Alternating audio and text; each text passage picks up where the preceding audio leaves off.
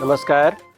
कक्षा 7 का para para विद्यार्थी भाइ बहिनीहरू, आउनुहोस् आज पनि हामी वसन्त कविताको अभ्यास, वसन्त कवितासँग सम्बन्धित क्रियाकलापहरू लिएर उपस्थित भएका छौँ।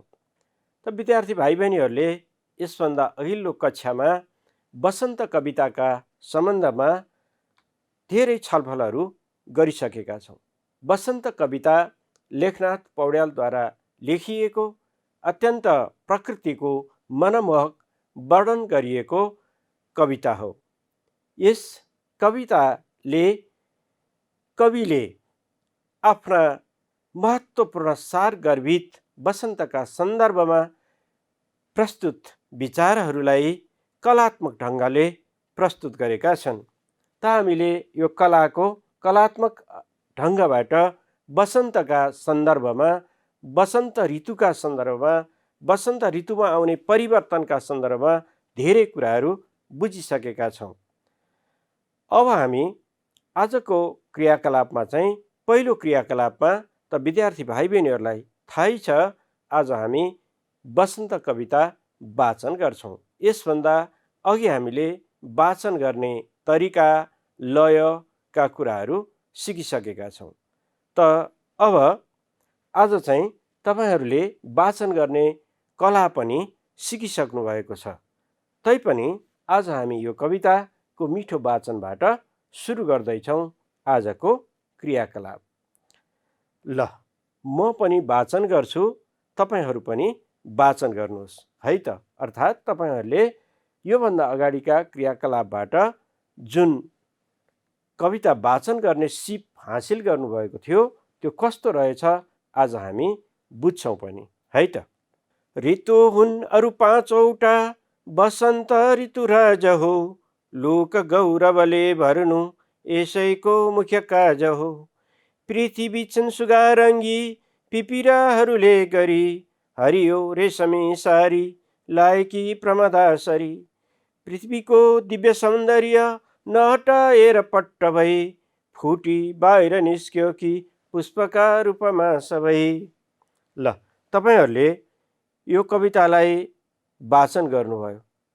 तपाईहरूलाई यो पुनः स्मरणका लागि, यो कविताको लयका लागि यो क्रियाकलाप हामीले प्रस्तुत गर्यौँ।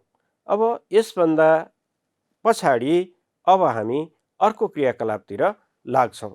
तलको कविताको श्लोकलाई गद्यमा लेख्नुहोस्, अर्थात् गद्यमा रूपान्तरण गर्नुहोस्। त यो गद्यमा लेख्ने कुरा हामीले यसभन्दा अघिल्ला कक्षाहरूमा पनि केही न केही अभ्यास गरेका छौँ। यसभन्दा अघिल्ला कविताका अभ्यासहरूमा पनि हामी केही कुराहरू सिकेका छौँ। जस्तो हेर्नुहोस् त, नाम शेष भयो सारा पुरानो शिशिर स्थिति, लियो वसन्तले अर्कै नयाँ गौरव पद्धति।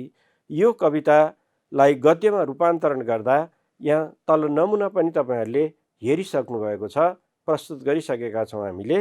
त यो गद्यमा रूपान्तरण गर्दा व्याकरणिक क्रममा, अर्थात् कवितामा आलङ्कारिक क्रममा राखिएको हुन्छ। कवितामा कर्ता, कर्म, क्रियाको क्रम मिलाइएको हुँदैन, त्यसलाई विशिष्ट क्रममा राखिएको हुन्छ। त्यो विशिष्ट क्रममा राखिएकोलाई आलङ्कारिक पदक्रम पनि भनिन्छ।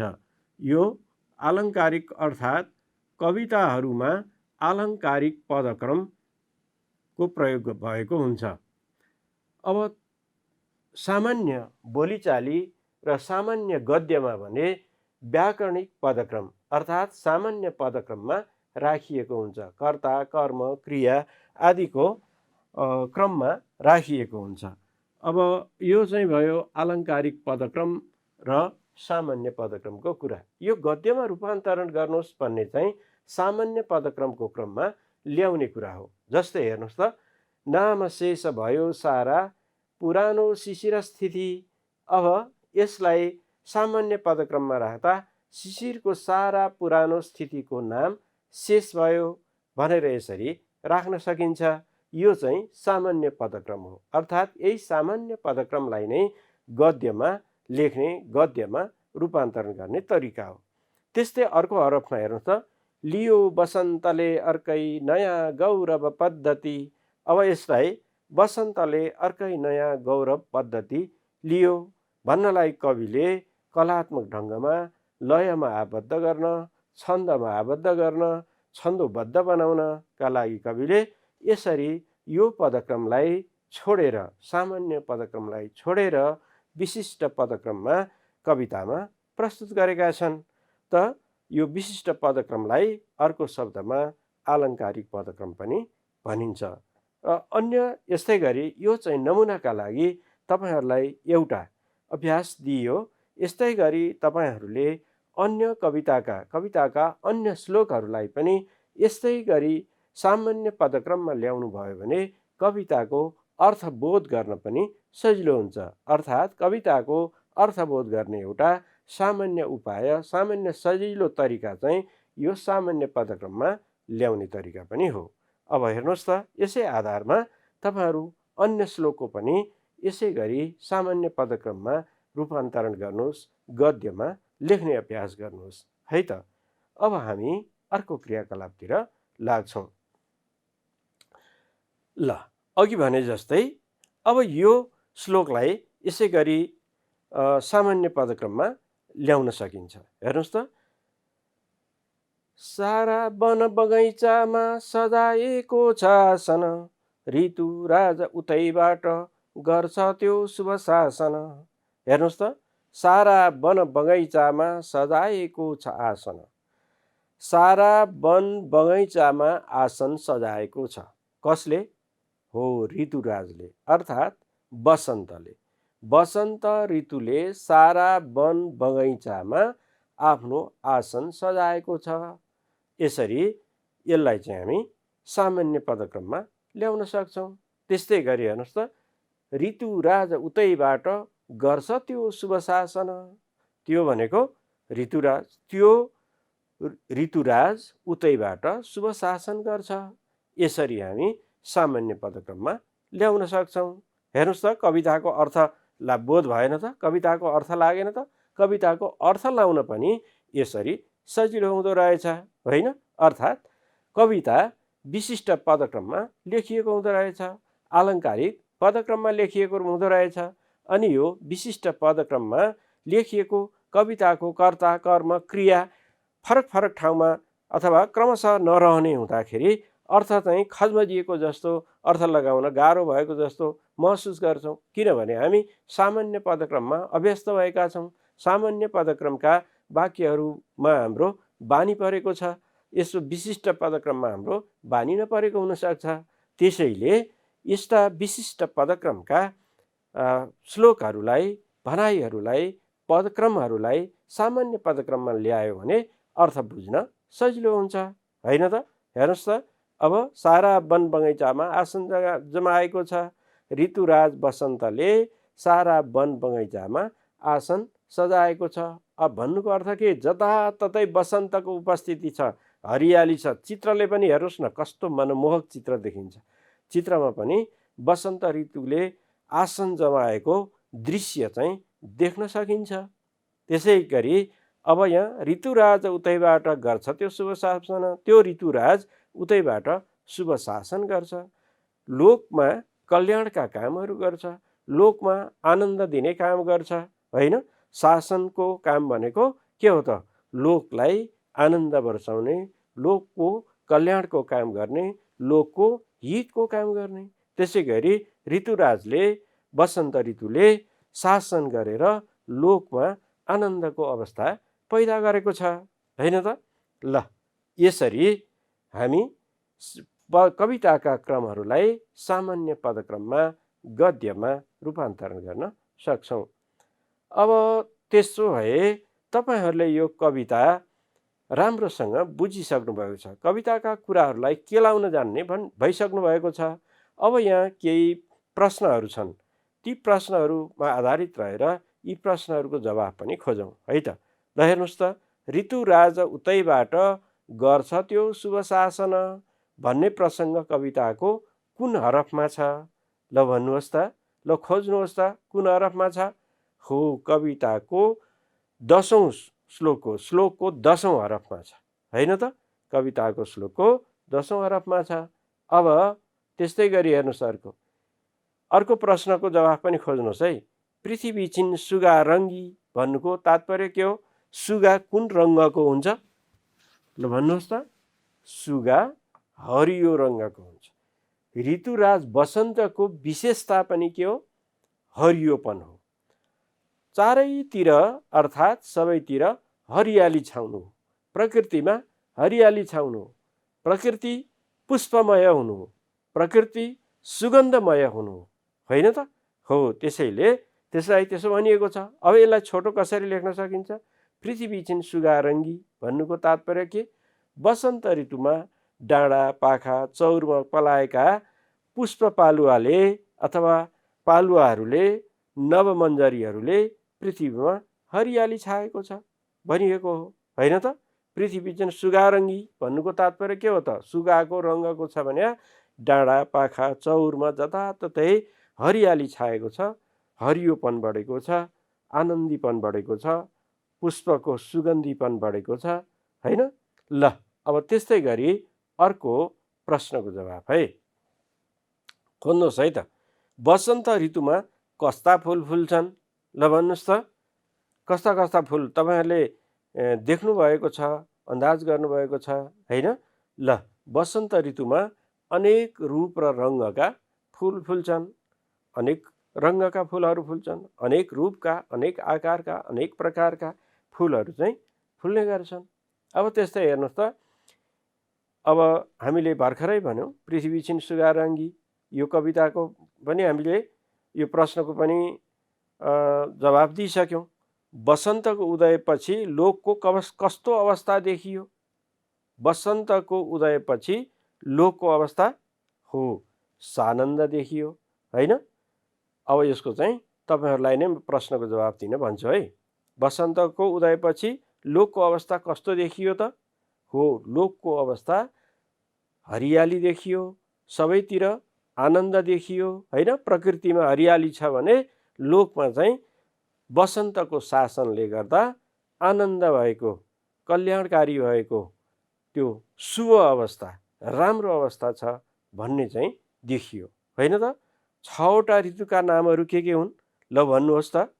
हो, तपाईँहरू टिप्नुहोस् र मलाई सुनाउनुहोस्। ल म पनि केही भनिदिन्छु है। 6वटा ऋतुका नाम जस्तो ग्रीष्म ऋतु, अनि वर्षा ऋतु, त्यसपछि शरद ऋतु, अनि हेमन्त ऋतु, अनि शिशिर ऋतु, अनि वसन्त ऋतु। हो, यसरी ऋतुहरू छन्। अब तपाईँहरूले टिप्नु पनि भयो होला। त्यस्तै अर्को प्रश्न भन्नुहोस् त। वसन्तले प्रकृतिमा कसरी शासन गर्छ, होइन? वसन्तले प्रकृतिमा गर्छ त्यो शुभ शासन भनेर अघि मात्रै हामीले पढ्यौँ। लोकलाई आनन्द हुने गरी शासन गर्छ, अनि प्रकृतिलाई हरियाली हुने गरी शासन गर्छ, अनि लोक सारा आनन्दमा रमाउने किसिमले, कल्याणमा रमाउने किसिमले सबैको हित हुने, कल्याण हुने शासन गर्छ भन्ने कुरा हामीले पढ्यौँ माथि कवितामा। पुष्पको रङ्ग अनेक तर सौन्दर्यको ज्योति एक भन्नुको तात्पर्य के हो? ल हेर्नुहोस् त। यो चाहिँ अब जस्तो पुष्प अनेक रङ्गका छन्, पुष्पका रङ्ग अनेक छन्, अर्थात् अब यसलाई हामी जातिगत कुरा पनि भन्न सक्छौँ। नेपालमा विभिन्न किसिमका एउटा बगैँचामा अनेक रङ्गका फुल फुले जस्तै विभिन्न जात जातिका मान्छेहरू छन्, तर ती सबै मानिसको भावना, विचार अथवा सबै मानिसको कल्याणको कुरा, हितको कुरा सबै चाहिँ के हुन्छ? एउटै हुन्छ, होइन त? अब त्यस्तै गरी कविले पृथ्वीको सौन्दर्य कसरी प्रकट भएको आशंका गरेका छन्। हो, हामीले माथि पढ्यौँ पृथ्वीको दिव्य सौन्दर्य नहटाएर पट्ट भई फुटी बाहिर निस्क्यो कि पुष्पका रूपमा सबै। त कवि यति मनमुग्ध भएका छन्, यति कवि आकर्षित भएका छन् वसन्त ऋतुको सौन्दर्यबाट कि सबै हुन सक्ने जति सबै किसिमको शोभा, सबै किसिमको सौन्दर्य, सबै किसिमको स्वरूप, सबै किसिमको मनोहारी अवस्था, सबै किसिमको आकर्षक अवस्था चाहिँ पृथ्वीमा वसन्त ऋतुमा मात्रै खनिएको छ। र त्यो पृथ्वीबाट बाहिर फुटेर अथवा कोपिला फुटेर एउटा पुष्प फक्रिए जस्तै, फुल फक्रिए जस्तै सौन्दर्य त्यसरी फिँजिएको छ, सौन्दर्य त्यसरी सबैले देख्न सक्ने भएको छ, सबैले अनुभव गर्न सक्ने भएको छ भनेका छन्, होइन त? ल, कविले पृथ्वीको सौन्दर्य जति पुष्पका रूपमा प्रकट भएको हो कि भन्ने आशंका गरेका छन् कविले। त हामी अब यी प्रश्नका जवाफ पनि लेख्न सक्ने भयौँ होला, होइन त? अब हामी अर्को क्रियाकलापतिर लाग्छौँ है त। त विद्यार्थी भाइ बहिनीहरू, हामी अब अर्को क्रियाकलापमा प्रवेश गरेका छौँ। अबको क्रियाकलाप व्याख्या गर्ने रहेको छ। अर्थात् व्याख्या भनेको के हो पहिला बुझौँ, अनि दिएका पङ्क्तिको अथवा श्लोकको व्याख्या कसरी गर्ने त्यसको नमुनाका विषयमा पनि छलफल गरौँ, हुन्न त?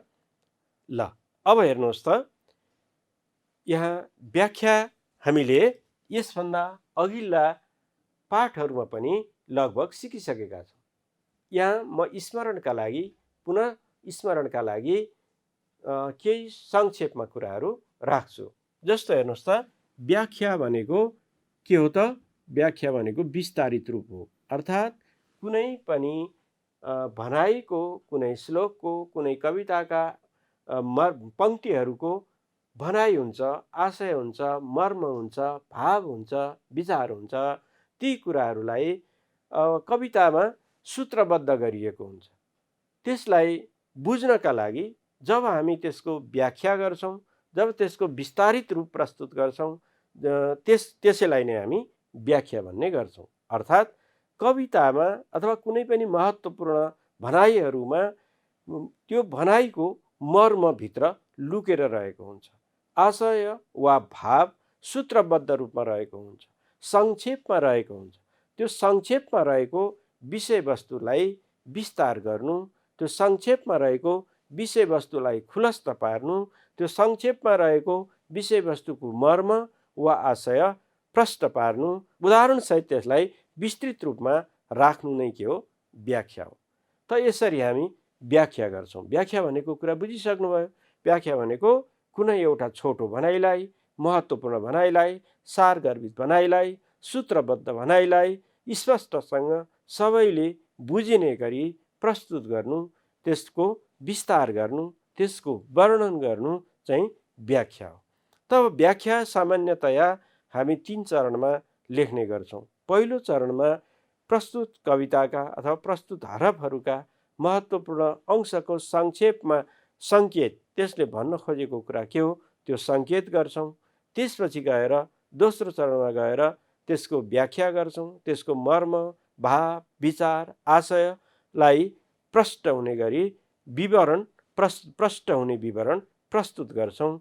अनि त्यसपछि अन्तिममा त्यसको आशय, मुख्य सन्देश, सार कुरा के हो त्यो चाहिँ निष्कर्षका रूपमा प्रस्तुत गर्छौँ।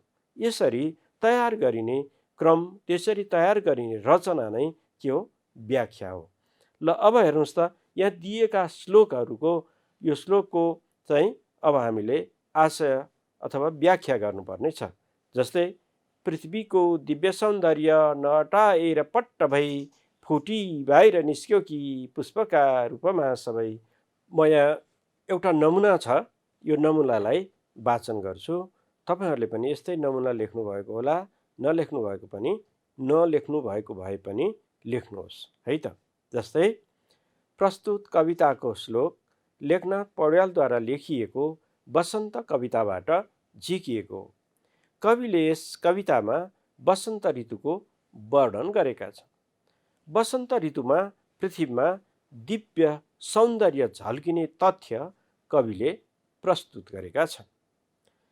वसन्त ऋतु ऋतुहरूमध्येको राजा हो। यस ऋतुमा प्रकृतिमा पुरै परिवर्तन आउँछ। शिशिरमा झरेका पुराना पातको ठाउँमा नयाँ पालुवा पलाउँछन्। अब हामीले यहाँ दोस्रो अनुच्छेद सुरु गरेका छौँ। दोस्रोमा चाहिँ अब यसको वर्णन, यो कविताको आशयलाई व्याख्या गर्ने क्रम सुरु गरेका छौँ। जस्तै हेर्नुहोस् त, वसन्त ऋतु ऋतुहरूको राजा हो। यस ऋतुमा प्रकृतिमा पुरै परिवर्तन आउँछ। शिशिरमा झरेका पुराना पातको ठाउँमा नयाँ पालुवा पलाउँछन्। अब क्रमशः यसलाई हेर्नुहोस्, वन पाखा लता वृक्ष पाखा पखेरा सबैतिर हरियाली छाउँछ। अनेक रूप रङ्गका फुलहरू फुल्छन्। पृथ्वीको सौन्दर्य अटाई नअटाई हुन्छ। त्यो सौन्दर्य पुष्पका रूपमा फुटी बाहिर निस्किएको हो कि भन्ने आशंका समेत कविको रहेको छ। यसरी कविले वसन्त ऋतुमा प्रकृतिमा आएको परिवर्तनले पृथ्वी देदीप्यमान भएको तथ्य प्रस्तुत गरेका छन्। यसबाट मानिसले प्रसन्नता प्राप्त गरेको छ र हर्षित भएको छ।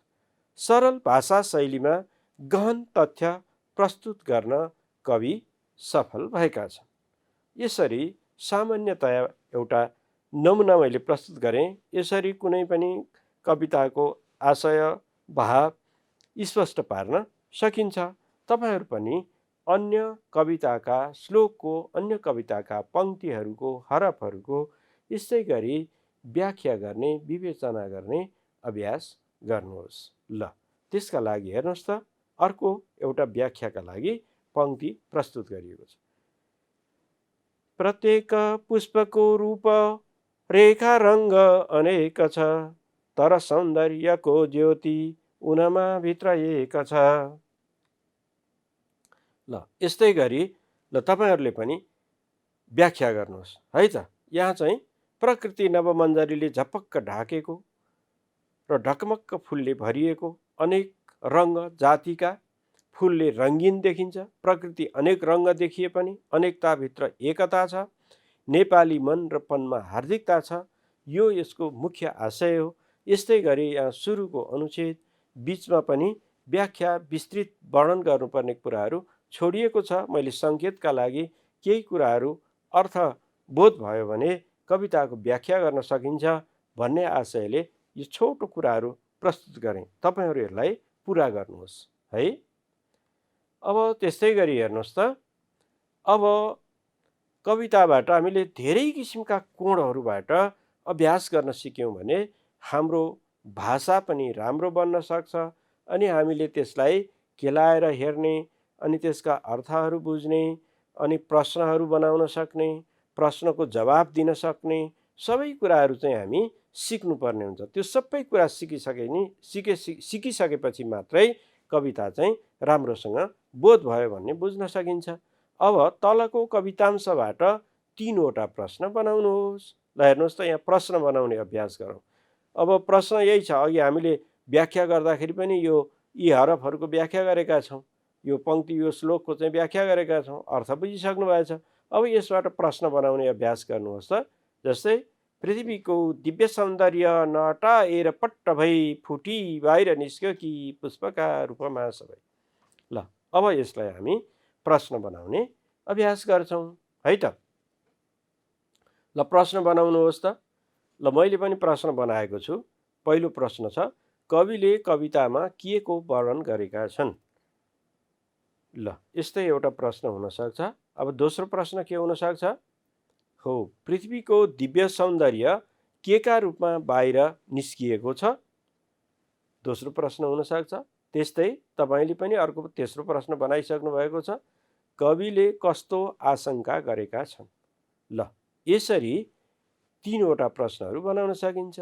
अब यिनै प्रश्नको जवाफ पनि तपाईँहरूले दिन सक्नुहुन्छ। कविले कवितामा के को वर्णन गरेका छन्? हो, कविले कवितामा वसन्त ऋतुले ल्याउने परिवर्तनको, वसन्त ऋतुले आउने मनमोहक दृश्यको वर्णन गरेका छन्। सौन्दर्यको वर्णन गरेका छन्। पृथ्वीको दिव्य सौन्दर्यको वर्णन गरेका छन् होइन? यसलाई छोटकरीमा भन्दा अब पृथ्वीको दिव्य सौन्दर्य के का रूपमा बाहिर निस्किएको छ? ल हेर्नुहोस् त, अहिले तपाईँ हामीले बनाएको प्रश्नको जवाब। यो प्रश्न फेरि प्रश्न हुँदाखेरि फेरि नबुझे जस्तो नि हुने। पृथ्वीको दिव्य सौन्दर्य के का रूपमा बाहिर निस्किएको छ? पुष्पका रूपमा बाहिर निस्किएको छ। कविले कस्तो आशंका गरेका छन्? पृथ्वीको भयभरको अथवा पृथ्वीको जुन एउटा दिव्य सौन्दर्य छ, त्यो सौन्दर्य पुष्पका रूपमा फुल फुलेर फुलमा प्रकट भएको हो कि भन्ने आशंका कविको छ होइन त। ल, यसरी प्रश्न पनि बनाउने अनि ती प्रश्नको जवाफ पनि लेख्न सक्ने हामी बनिसकेका छौँ। अब अब अर्को क्रियाकलापतिर लागौँ। अबको क्रियाकलाप छ भाषा विषयसँग सम्बन्धित, व्याकरण विषयसँग सम्बन्धित, वाक्य संश्लेषण र विश्लेषणसँग सम्बन्धित। वाक्य संश्लेषण र विश्लेषण भनेको त सुन्नुभएको होला, होइन? वाक्य संश्लेषण भनेको के हो भन्नुहोस् त? संश्लेषणको अर्थ हो जोड्नु। टुक्रिएको खण्डहरूलाई जोडेर एउटै सिङ्गो स्वरूप बनाउनु के हो? संश्लेषण गर्नु हो।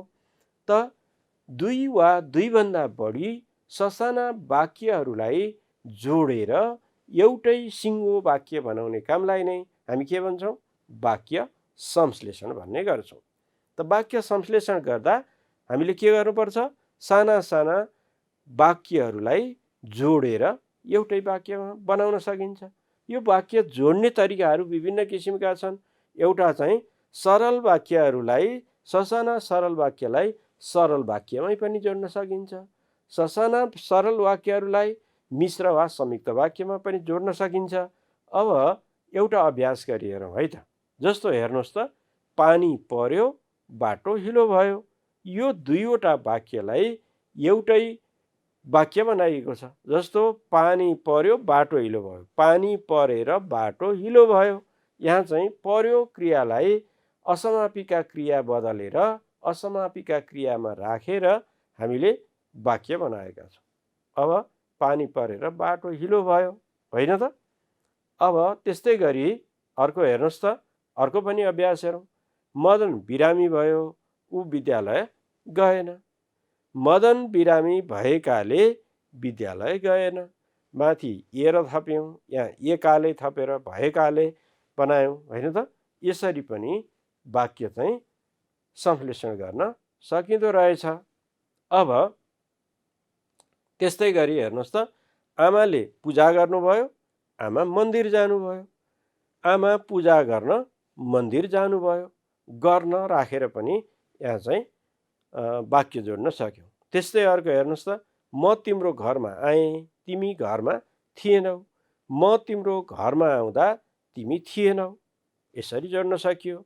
त्यस्तै गरी अर्को हेर्नुहोस्, अर्को उदाहरण पनि यहाँ प्रस्तुत गरिएको छ। नम्रताले गृह कार्य गरिन्, उनले शिक्षकलाई देखाइन्। नम्रताले गृह कार्य गरी शिक्षकलाई देखाइन्। यसरी वाक्य जोड्न सकिँदो रहेछ, होइन त? अब त्यसो भए अघिका उदाहरणहरूबाट, माथिका उदाहरणहरूबाट तपाईँहरूले यो कुरा बुझिसक्नु भएको छ। अब अभ्यास गरौँ न त, है त?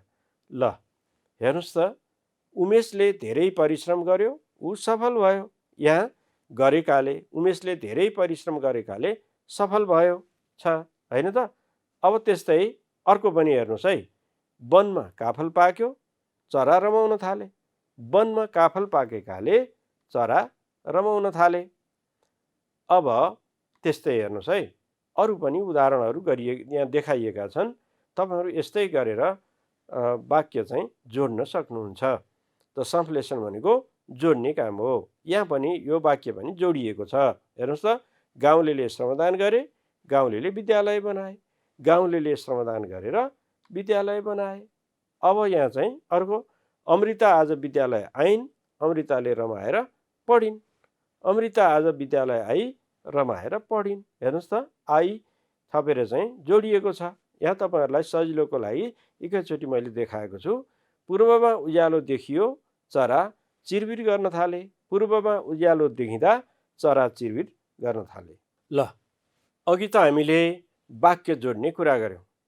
अब चाहिँ एउटा सिङ्गो वाक्यलाई दुई वा दुईभन्दा बढी ससाना टुक्रा अर्थात् खण्डमा वाक्यहरूलाई विभाजन गर्न सक्छौँ, अर्थात् विश्लेषण गर्न सक्छौँ। त्यसरी विश्लेषण अर्थात् एउटा सिङ्गो वाक्यलाई फुटाएर दुई वा दुईभन्दा बढी वाक्य बनाउनु चाहिँ विश्लेषण हो।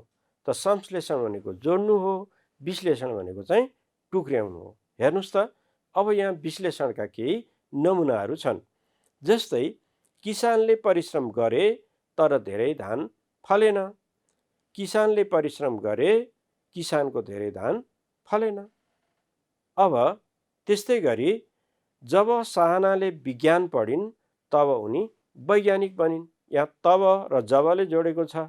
साहनाले विज्ञान पढिन्, उनी वैज्ञानिक बनिन्। यही भनाइलाई त्यहाँ चाहिँ मिश्र वाक्यमा परिवर्तन गरिएको थियो। त्यस्तै अर्को हेर्नुहोस् त, तलको वाक्य गाउँमा वृक्षारोपण गरियो त्यसैले हरियाली भयो। अब गाउँमा वृक्षारोपण गरियो एउटा वाक्य छ, हरियाली भयो अर्को वाक्य छ, यहाँ त्यसैले जोडिएको छ। अब यसलाई के गर्न सकिन्छ? गाउँमा वृक्षारोपण गरियो, त्यहाँ हरियाली भयो, होइन त? अब त्यस्तै गरी हेर्नुहोस् त, अरू नमुनाहरू पनि हेर्नुहोस् है। म गृह कार्य सक्छु अनि आमा बुवालाई काम सघाउँछु। म गृह कार्य सक्छु, म आमा बुवालाई काम सघाउँछु। पासाङका धेरै साथी छन् किनभने उनी मिलनसार छन्। पासाङका धेरै साथी छन्, उनी मिलनसार छन्। यसरी हामी एउटा सिङ्गो वाक्यलाई टुक्र्याएर साना वाक्यमा परिवर्तन गर्न सक्छौँ, होइन त? त हेर्नुहोस् त, तपाईँहरूले यहाँ वाक्य विश्लेषणका केही नमुनाहरू देख्नुभयो। त्यस्तै गरी अब म एउटा वाक्य दिन्छु, तपाईँहरू यसलाई विश्लेषण गर्नुहोस् है त। जब पानी पर्छ तब बाटो हिलो हुन्छ। जब पानी पर्छ तब बाटो हिलो हुन्छ। ल, यसलाई वाक्य टुक्र्याउनुहोस् त। बाटो हिलो हुन्छ। ल, अब पानी पर्छ, अब बाटो हिलो हुन्छ। यसरी हामी दुईटा वाक्य बनाउन सक्छौँ। जबको ठाउँमा जब भनेको समय, अब पानी पर्छ, त्यस्तै गरी अब पानी पर्छ, अब बाटो हिलो हुन्छ। त्यस्तै गरी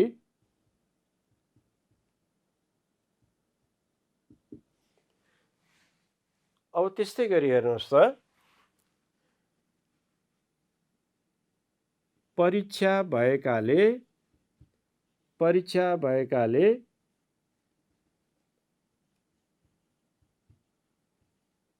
भाइ ढिलो आयो। अब यसलाई वाक्य टुक्र्याउनुहोस् त। हो, भाइको परीक्षा भयो, भाइ ढिलो आयो। यसरी हामी वाक्य टुक्र्याउन सक्छौँ। अब त्यस्तै गरी म एउटा चाहिँ वाक्य, तपाईँहरूले अघि संश्लेषण भन्नुभयो, अब टुक्रिएको वाक्यलाई कसरी जोड्न सकिन्छ होला? जस्तो ल हेर्नुहोस् है, म एउटा वाक्य लेख्छु। अब तपाईँहरूलाई यो वाक्य चाहिँ टुक्र्याउनुहोस् है त। इमान्दारी राम परिश्रमी छ। इमान्दारी राम परिश्रमी छ। अब हेर्नुहोस् त, अब यसलाई टुक्र्याउनु पर्यो भने राम इमान्दार छ, ऊ परिश्रमी छ। यसरी टुक्र्याउन सकिन्छ, होइन? ल, तपाईँहरूले आजको कक्षाबाट वाक्य जोड्ने, वाक्यलाई टुक्र्याउने अर्थात् वाक्य संश्लेषण, वाक्य विश्लेषण गर्ने कुराहरू पनि सिक्नुभयो, होइन त? ल, आजको क्रियाकलापबाट तपाईँहरूले कविता वाचन गर्नेदेखि लिएर व्याख्या विवेचना गर्ने कुराहरू चाहिँ सिक्नुभयो। त्यस्तै वाक्य संश्लेषण विश्लेषणका नमुनाहरू पनि हेर्नुभयो अनि आफूले पनि वाक्य संश्लेषण र विश्लेषण गर्ने सिप हासिल गर्नुभयो। त यसरी आजको कक्षा तपाईँहरूका लागि उपयोगी रहेको मैले पाएको छु। तपाईँहरूले पक्कै पनि केही नयाँ कुरा सिक्नुभयो होला। लौ त, आजको कक्षामा तपाईँहरूको जुन सक्रियता छ त्यसका प्रति हार्दिक आभार व्यक्त गर्दै आजको कक्षा यही अन्त्य गर्न चाहन्छु। धन्यवाद, नमस्कार।